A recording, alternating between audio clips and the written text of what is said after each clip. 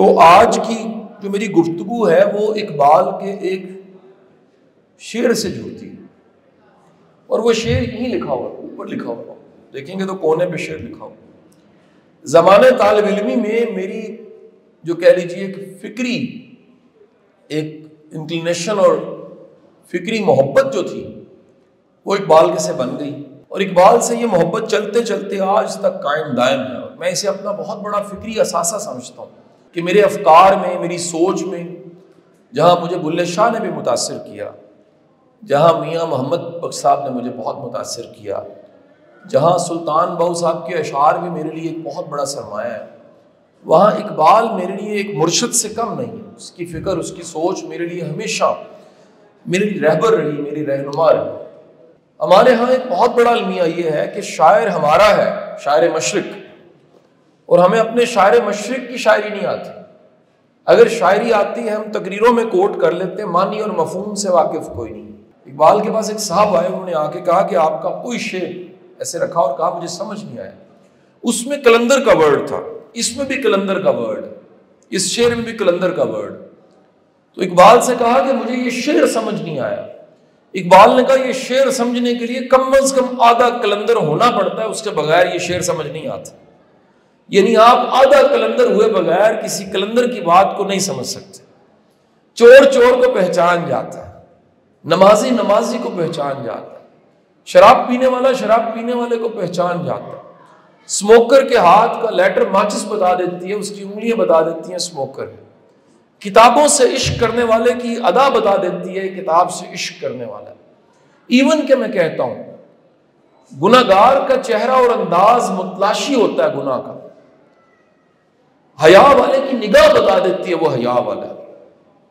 تو اقبال کے اشعار میں اسے تو بلکہ ایک میسج سمجھتا ہوں جو اقبال کے ذریعے ہم تک پہنچا، اور یہ شعر جس میں اقبال کہیں نہ کہیں ہمیں بتانا چاہ رہے ہیں، یہاں میں کلندر کو بھی مومن پہ لے جاؤں گا اور آسان کر دوں گا، کیونکہ کلندر بھی ہمارے ہاں جھولے لال زیادہ ہو چکے ہیں، اور ہم جن کو کلندر، ہماری ڈکشنری سر بڑی عجیب ہے۔ سائیں کا ورڈ سندھ میں ریسپیکٹفل ہے، پنجابیوں میں انسلٹ ہے۔ تو ہمارے ہاں جو کلندر کا ورڈ ہے، کلندر کے ورڈ کو بھی ہم نے کہیں کوماز میں کر دیا کہ جو نشئی ہے وہ کلندر ہوتا ہے، حالانکہ اقبال کے ہاں کلندر کا بڑا واضح مطلب تھا۔ اور اقبال جو کلندر کی بات کر رہے ہیں وہ تو اشعار میں کوٹ کرتے ہوئے کہہ رہا ہے کہ پانی پانی کر گئی مجھے کلندر کی یہ بات۔ وہ کلندر کو رند کے معنوں میں لیتے، وہ کلندر کو آزاد شخص کے معنوں میں لیتا ہے، وہ کلندر کو اس شخص کی شکل میں لیتا ہے، اس تصور میں لیتا ہے جو صرف اور صرف سجدے پہ لازم ہے کہ خدا کو مانتا ہے، رب کو مانتا ہے اور کسی کو نہیں مانتا۔ وہ کسی پابندی کا قائل نہیں ہے، وہ کسی طرح کی کسی obsession کا قائل نہیں ہے، وہ نفس کی آمیزش سے نکل چکا ہے۔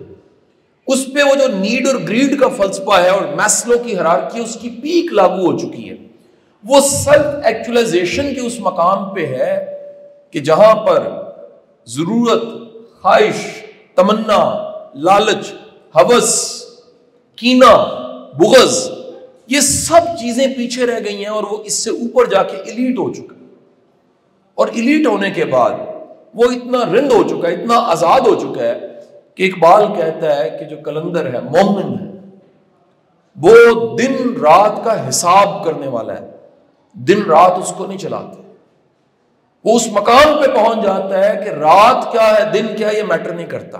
کیپ ان یور مائنڈ، اس پوری کائنات میں رات اور دن کا تصور ریلیٹو ہے۔ میں آپ کو ریلیٹیوٹی پہ تھوڑی سی پڑھا دیتا ہوں۔ یہ دن جو 24 گھنٹوں کا ہے، جس میں ایک حصہ روشنی کا ہے اور ایک حصہ رات کا ہے، اور یہ دن جو 7 ہفتوں کے بعد ایک ہفتہ مکمل ہوتا ہے، 7 دن ہوتے ہیں، تو پھر 7 دن کے مکمل ہونے پہ ہفتہ ہو جاتا ہے، 30 دن، 31 دن، 28 دن مکمل ہوتے ہیں تو مہینہ ہو جاتا ہے، سال کے 365 دن ہوتے ہیں تو سال مکمل ہو جاتا ہے، 60-70 سال گزرتے ہیں تو زندگی مکمل ہو جاتی ہے۔ یہ ایک ریلیٹو ٹرم ہے۔ اس میں سورج کا نکلنا روشنی ہے، سورج کا غروب ہونا، حالانکہ غروب کے وقت میں سورج کہیں اور نکل چکا ہے۔ اس وقت جو عین دن کا وقت ہے، اور دن کے 1:20 ہوئے چاہتے ہیں، اسی وقت میں عین کسی جگہ پہ تہجد کا وقت بھی ہوا پڑا۔ یہ ریلیٹو ٹرم ہے۔ کسی وقت کسی جگہ پہ سورج نکل رہا ہے، کہیں پر درمیان میں ہے، کہیں غروب ہونے والا ہے اسی وقت، ریلیٹو ٹرم ہے۔ اقبال کہتے ہیں جو کلندر ہے، مومن جو اللہ کا بندہ ہے، وہ پابند نہیں ہے دن اور رات کا، وہ دن اور رات کے تو حساب کر لیتا ہے، دن اور رات تو اس کے خادم ہیں۔ اللہ نے اس کو اتنی جرت بخشی ہے کہ وہ دن اور رات کو کیلکولیٹ کر کے بتاتا ہے دن کیا ہوتی ہے اور رات کیا ہوتی ہے۔ میں اس کو ذرا آج ثابت کرنا چاہوں گا اس کا مطلب کیا ہے۔ آج سائنس یہاں پہنچی ہے، ذرا دن اور رات کے حساب کا اندازہ لگا لیجیے، آج سائنس یہاں پہنچی ہے۔ دنیا کی ریکارڈڈ ہسٹری میں جو غلط فیصلے ہیں وہ دوپہر 2 اور 4 بجے کے درمیان میں ہوئے، یعنی موسٹ آف دی ڈیسیژنز جو انسانوں کے گلے پڑے ہیں، اور وہ کیا پڑے ہیں، گلے پڑنے کے بعد پچھتاوا بن گئے ہیں، ان میں سے زیادہ تر فیصلے دوپہر 2 اور آج ڈیٹا وہاں چلا گیا ہے، وہ بتاتا ہے کہ یہ دن کا طویل ہونا اس کے پیچھے سائنٹیفک ریزن کیا ہے، روشنی کا زیادہ ہونا گرمیوں میں اور طویل دن 22 جون ہونا یا 26 جون ہونا، اس کے پیچھے ریزن کیا ہے؟ یہ سردیوں کی کچھ جو دن چھوٹے ہو جاتے ہیں، راتیں لمبی ہو جاتی ہیں، سائنٹیفک دلیل کیا ہے؟ یہ مومن کو پتا ہے۔ مومن ٹائم اینڈ سپیس سے آزاد ہے، ٹائم اینڈ سپیس کا کانسیپٹ ریلیٹو ہے، مومن کے لیے وہ نہیں ہے۔ اس وقت پوری کائنات میں دن ہے یا رات، آپ کو پتہ ہی نہیں اس بات کا۔ دن تو اس دنیا میں ہے، رات تو اس دنیا میں ہے۔ اقبال فرماتے ہیں مومن کے لیے کائنات ہے، اللہ نے کائنات اس کے لیے بنائی، اور یہ پوری کائنات مالک اس کا اللہ، جس میں کتنی گلیکسیز ہیں، جس میں کتنے سولر سسٹم ہیں، جس میں کتنے سیارے ہیں، جس میں کتنے ستارے ہیں۔ مومن جو ہے اس کے لیے ٹائم اینڈ سپیس کا کانسیپٹ نہیں ہے، نہ رات اس کے لیے نہ دن اس کے لیے۔ اگلی بات اقبال فرماتے ہیں، اقبال کہتے ہیں کہ یہ جو دن ہے اس کی کمپوزیشن سے یہ نہیں بنا، دن نہیں ڈیسائیڈ کرتے۔ مومن یہ نہیں کہتا آج کا دن برا ہے، یہ ایمان والے کا جملہ نہیں ہوتا۔ ایمان کی کمزوری کی نشانی یہ آج کا دن بہت پیڑا سی میرا، یہ مومن کا جملہ نہیں ہے۔ ایمان والے کا جملہ یہ ہوتا ہے کہ سب دن میرے اللہ نے تخلیق کی، سب دن ایک جیسے ہیں۔ میں یہاں تک آپ کو بتا رہا ہوں ایسا ممکن ہے آج آپ کے گھاٹے کا دن ہو اور کسی اور دن میں آپ کو پتہ لگے اس دن پروفٹ ہوا تھا۔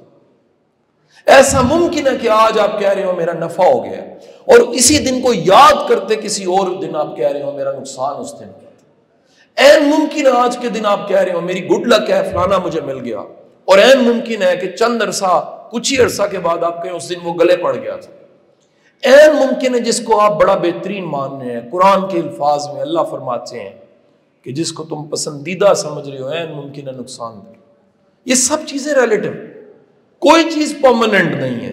تو ایام دن ڈیسائیڈ نہیں کرتے مومن کون ہے، دن ڈیسائیڈ نہیں کرتے کلندر کون ہے، دن ڈیسائیڈ نہیں کرتے کہ آنے والا وقت کیسا ہوگا۔ دن ڈیسائیڈ کرنے کی بجائے مومن ڈیسائیڈ کرتا ہے، کیونکہ اللہ نے اس کو اختیار دیا ہے اپنے نصیب کو لکھنے کا۔ دنیا کی کسی مخلوق کو اللہ نے یہ اختیار نہیں دیا۔ مجھے بتائیے ایک کاؤ کی تقدیر کیا ہے؟ زبان۔ ایک مرغے کی تقدیر کیا ہے؟ یا بانگیں دے گا یا اگلی نسل پیدا کرے گا اور کسی دن ذبح ہو کے ایک ہانڈی بن جائے۔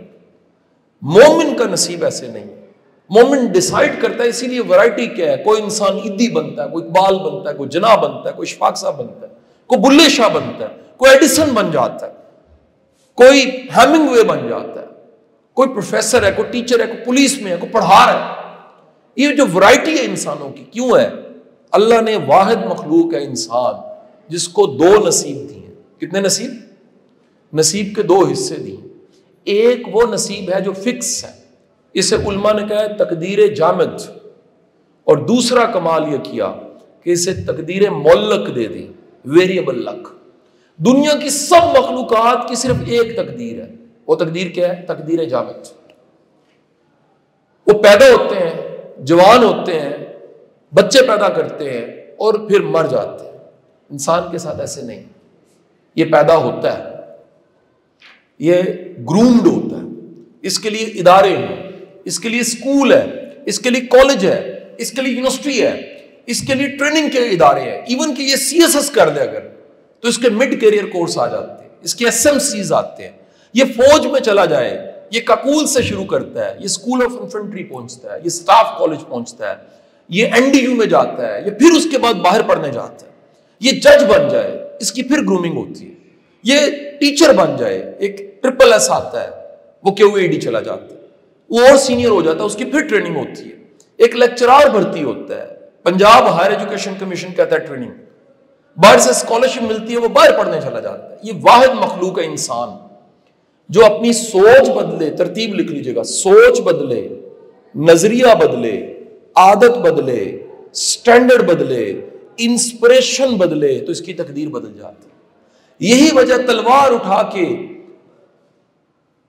سرکار دو عالم صلی اللہ علیہ وآلہ وسلم کی طرف آنے والے عربی بدو جب تلوار گرا کے قدموں میں گرتے تھے تو اٹھتے تھے، صحابی ہو جاتے تھے۔ یہ کلمے کی طاقت ہے، یہ سوچ بدلنے کی طاقت ہے، یہ کمٹمنٹ کی طاقت ہے، یہ مومن کی پہچان ہے۔ مومن ڈیسائیڈ کرتا ہے تو 70 سال کا کفر ایک طرف ہوتا ہے اور کلمہ ایک طرف ہوتا ہے۔ مومن ڈیسائیڈ کرتا ہے، جب مومن طے کرتا ہے کہ میں نے نصیب خود لکھنا ہے، کیونکہ خدا نے بندے کو یہ طاقت دی ہے، تقدیر مولک دی ہے، جس کی وجہ سے انسان ڈیسائیڈ کرتا ہے میں نے کدھر جانا ہے۔ میں کیونکہ اس وقت موجود ہوں ننکانہ میں، اس جگہ پہ جہاں اور آج سے کئی سو سال پہلے گرو نانک آئے تھے، میں انہی کے واقعے سے آج کے لیکچر کو اختتام کی طرف لے کے جاؤں۔ مورخ لکھتے ہیں کہ گرو نانک کے پاس کچھ بچے آئے اور آ کے کہنے لگے کہ ہمارے ہاتھ میں کیا ہے۔ یہ واقعہ میں نے باہر UK میں بھی سنا ہے سکھوں کو۔ ان بچوں نے ہاتھ میں چڑیا کا چھوٹا سا بچہ پکڑا ہوا تھا اور ہاتھ ان کے پیچھے تھے ایسے، اور اس کو دبایا ہوا تھا، اس کی چونچ کو بھی، کہ بولے نہ۔ اور انہوں نے سوچا کہ نانک سے پوچھیں گے تو نانک بتائے گا ہاتھ میں کیا ہے۔ اللہ والوں کو اللہ علم دے دیتا ہے نا، غیب کا علم تو اللہ کے پاس ہے، لیکن آنکھیں سوجی ہوتی ہیں تو نیفرولوجسٹ بتاتا ہے گردے خراب ہے۔ علم ہوتا ہے۔ کلاس کا ٹیچر جس کے بال سفید ہو چکے ہیں، اسے شکل دیکھتے پتہ لگ جاتا ہے یہ ہے شرارتی، ترقی بہت کرے گا۔ اس کو پتہ لگ جاتا ہے یہ ادب اوپر سے کر رہا ہے، ہاتھ چوم رہا ہے، انتہائی منافق ہے۔ وہ اتنا شرارتی سے نہیں ڈرتا جتنا منافق سے ڈرتا ہے۔ تجربہ ہو جاتا ہے آخر کار کہ مرشد کہنے والے کے پیچھے انٹینشن کیا ہے، وہ صرف واہ پاس کروانا چاہ رہا ہے۔ تو حضور والا نانک علم والے تھے، خدا نے ان کو علم دیا۔